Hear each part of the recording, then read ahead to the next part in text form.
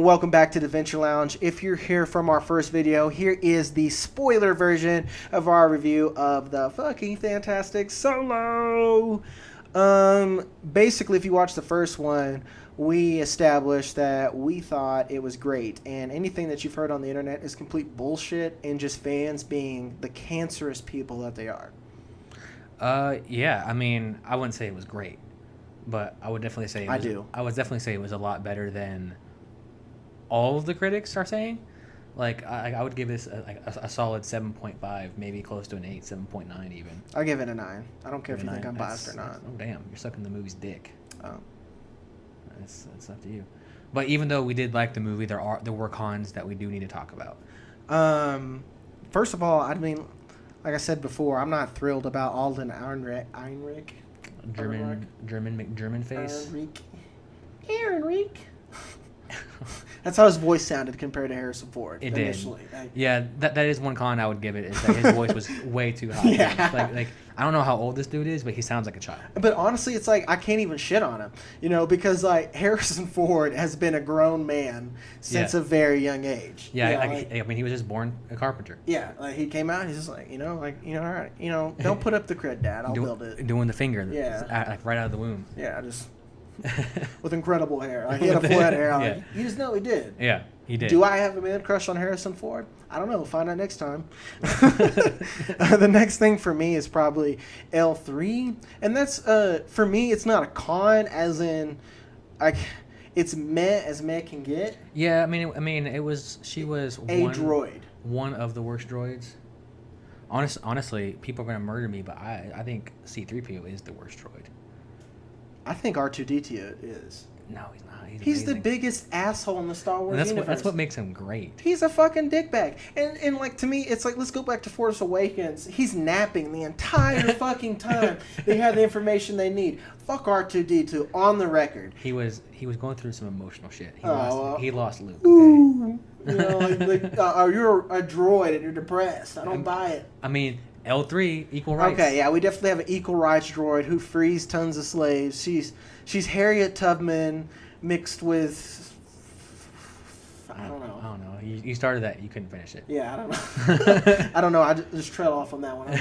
I don't know what they were trying to do, but it definitely felt like it was kind of like shoved in there. Like, hey, here's some relevant information. It's kind of like they watched Black Panther and they're like, we need to have our civil rights thing too. Yeah. And then Ron Howard just like, feminism. All caps. It's like just scrubs out black people. Feminism. Yeah. And Ron Howard does care about black people. He does. Okay. He does. Next thing for me, really for you really brought that up, was Paul Bettany. Yeah, I mean, he wasn't bad in the movie by any means, but he was definitely just a generic villain. Yeah. And Paul Bettany could be so much better than that. It's like the writers just sat down. They're like, we wrote a really awesome story. We kind of got this bullshit villain. They're like, fuck it. Let's just get a mean-looking British dude. Yeah. and the bad thing is that Paul Bettany could have been so much more. He's a good actor. He's a good actor. Like, there wasn't, I guess, like, at the beginning, we got the cool, like will he not murder you thing that gets overplayed kind of a little bit. In every movie. Yeah. But I still love it. It's weird. It's like, it's kind of like, I feel like meth heads still sometimes, like, I probably shouldn't do this and like it, but I keep doing it. I need that cliche. Yeah. I don't dislike him, but it definitely, in my list of Star Wars villains, I know a lot of people hate Kylo Ren, but at least he's something fun to look at. Yeah, I mean, Kylo Ren, especially in Last Jedi, love it or hate it, he did get a lot of character development. Yeah, and would Paul Bettany look as good in those jeans? Oh, the Kylo Rens, the waist ties. I mean, you can't skip chest day. He's not as swole. He's not as swole. The next thing for me is definitely as far as plot when it comes to like a con is the rebellion. How they kind of, the whole plot twist reveal, like, oh my god, Nest the entire time has been a 19-year-old girl, not a grown man that went ape shit. You know? And it's not that bothered me. It was just, I think it would have been fun if it was just some asshole, or like even if it was a chick, like I just wanted your shit, man. Like same exact thing, just not be part of the rebellion. Yeah, just not be a part of the rebellion even. You know, like I just wanted your shit, or the Crimson Dawn are dicks to my people, and you work with them, so I'm fucking with you. Yeah. You know.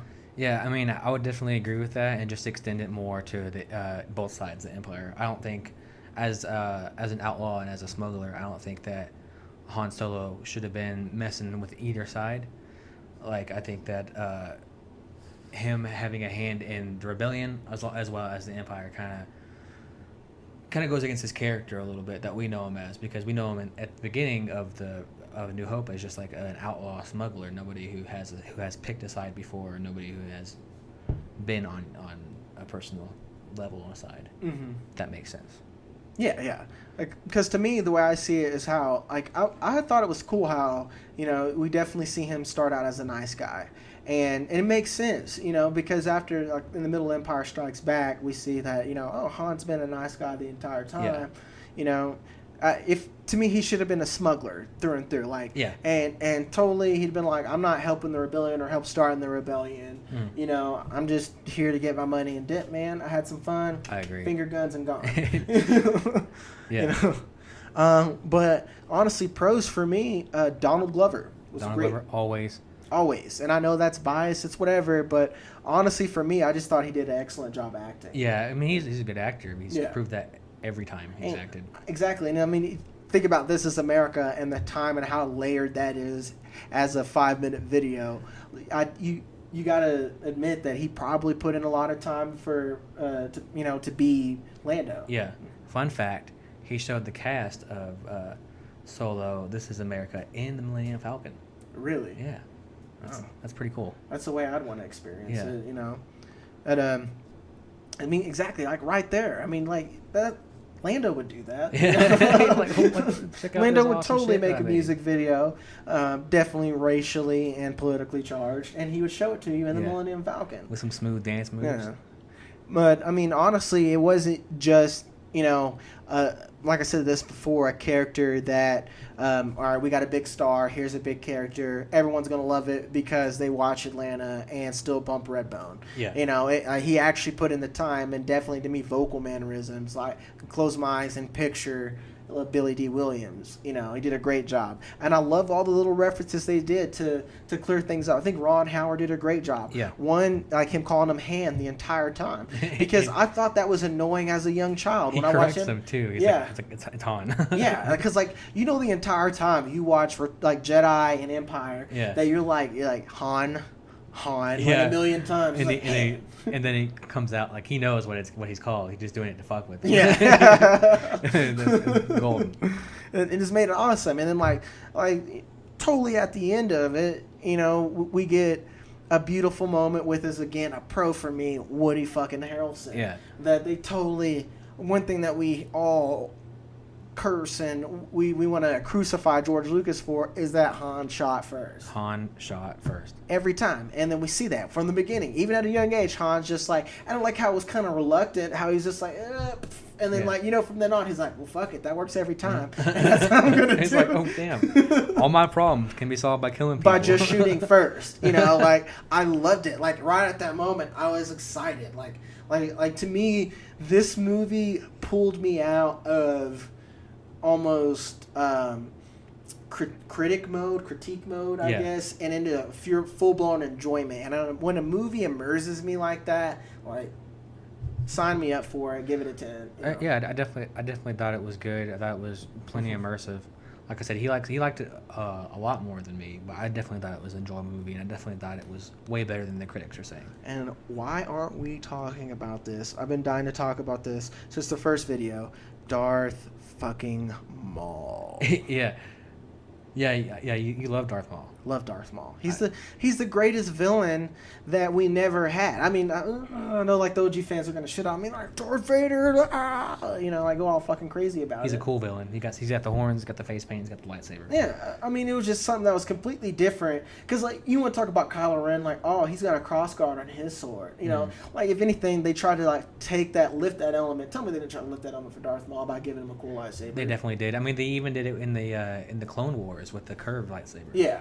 I mean, they've been doing that since then. Yeah, and to me, you want to talk about a Sith Lord, like we said, most people say they hadn't had a good villain since Vader. Darth Maul should have been that good villain. That's the only good part out of Phantom Menace was Darth Maul and Ewan McGregor. And he actually talks in this movie. Yeah, even briefly. Yeah. And when we got to discuss now how this kind of changes Star Wars canon, because definitely Nest is a character that is in things that we see that are canon, like Rebels. Yeah. You know, and the fact that it's been a 19-year-old girl the whole time, and I guess in Rebels a woman, and now totally helped kick off the rebellion. You know, yeah.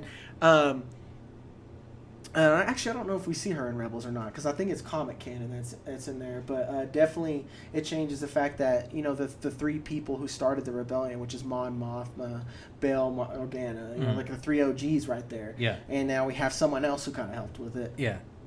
Yeah, I mean, and then them having Darth Maul in general kind of has a lot to do with canon, because if you watch Rebels, then you know how Darth Maul dies, and they're going to reference that in the movie later on. Are they going to turn that into live action? Yes. Like people are always clamoring for a Obi-Wan movie. Like let's make that the Obi-Wan movie. Let's not make him young in a prequel. Let's make him old as fuck again. Like about his time when he's on Tatooine. I guess. I definitely want to see his time in Tatooine. But maybe if they change the canon a little bit, maybe alter it for movie, like, because I still want Ewan McGregor. Maybe age him up a slight bit from Revenge of the Sith. But I mean, it's not just we want a good like Obi-Wan movie. To me, as a Star Wars fan, like we talk about from the prequels, the things that we like, Ewan McGregor, Darth Maul, like we want Ewan McGregor. I think he's a phenomenal actor. You know. Yeah, but also that fight between Darth Maul and Obi-Wan Kenobi can happen. Yeah, and that'd be awesome to see live action. Because like at this point, we got to think they definitely set up this for further movies. We may not get another Solo movie, but we definitely can get another interconnected standalone with Obi-Wan. Yeah. And then we maybe get to see some Emilia Clarke apprenticeship action, and maybe she's going to take over and be a major villain in all these standalone things. Yeah, yeah, definitely. It's her character definitely has a lot of growth that can happen now, which is really interesting to see because she's not mentioned. Unfortunately, she's not mentioned at all in the original series, which she wouldn't be. So she'd either have to die really fast, or Han would have to be like, I don't care about this bitch anymore. You know what I mean? Because like there can't be this like love story kind of thing, like this like Romeo and Juliet type of thing going on so close to the original trilogy, because it would kind of mud it up a little bit.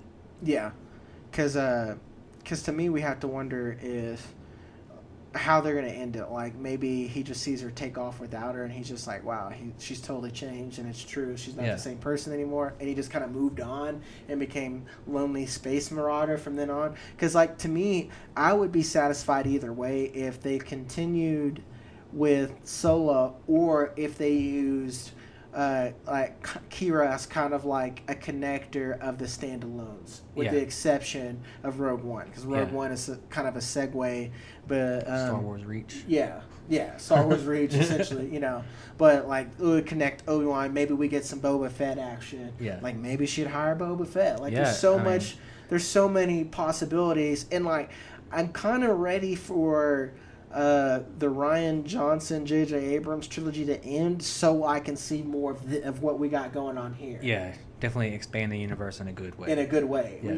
And we see the Skywalker line end, and we get to explore other aspects. From what I've heard, this next movie is going to be the end of the Skywalker saga. Yeah. So, I mean, that's a good and bad thing. Like, a lot of fans aren't going to like it. A lot of fans are going to like it. Yeah. Well, to me, it just leaves us room not to be pissed, Stop ruining the characters we love. No. I guess in conclusion, go see it. He gives it a 7. I'm giving it a solid 9. Quick pro that I forgot to mention. That opening loud ass music was not there. It gives me a heart attack. Gives me a heart attack every fucking time I go see a Star Wars movie, and it wasn't there. You can ask him. In a theater, I was sitting here like this, waiting for it. Just waiting, because it's loud, it's jarring, and it hurts my head. So, continue. Ignore him. Go see it. Go see it. Go see it. and come see us next time on the Adventure Lounge. Please hit that button, like, subscribe, and go see our spoiler-free video. And if you made it this far, you're just kind of fucked, I guess. Sorry. See us next time. Have a good one.